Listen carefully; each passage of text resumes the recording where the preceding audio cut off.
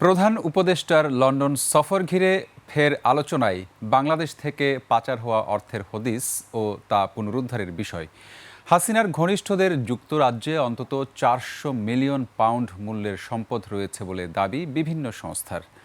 সাদাত হাবিবি সেতুর report. সিল্কোর silk and shine, যাতে আছে আর্গান অয়েল ও ওট প্রোটিনের গুডনেস, যা আপনার চুলকে রাখে healthy and shining.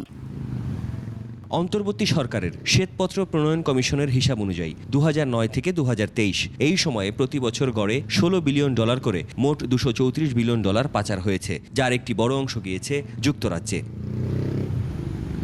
The observer এবং ট্রান্সপারেন্সি ইন্টারন্যাশনাল ইউকে পরিচালিত যৌথ অনুসন্ধানে দাবি করা হয়েছে, হাসিনার ঘনিষ্ঠজনদের যুক্তরাজ্যে অন্তত 400 মিলিয়ন পাউন্ড মূল্যের সম্পদের সন্ধান মিলেছে। এরই মধ্যে যুক্তরাজ্যের ন্যাশনাল ক্রাইম এজেন্সি এনসিএ প্রায় 90 মিলিয়ন পাউন্ড মূল্যের সম্পদ জব্দ করেছে। যৌক্তিক কারণে কিন্তু যুক্তরাজ্যের থেকে পাচারকৃত অর্থ ফেরত আনার বিষয়টি প্রাধান্য পেয়েছে। ইতিমধ্যে আমি যেটা দেখতে পাচ্ছি, দু দেশের মধ্যে তেমন কোনো উচ্চ পর্যায়ের কমিটি গঠন করা হয়নি, কিংবা কোনো রকমের চুক্তিও হয়নি এই অর্থ ফেরত পাঠানোর ক্ষেত্রে।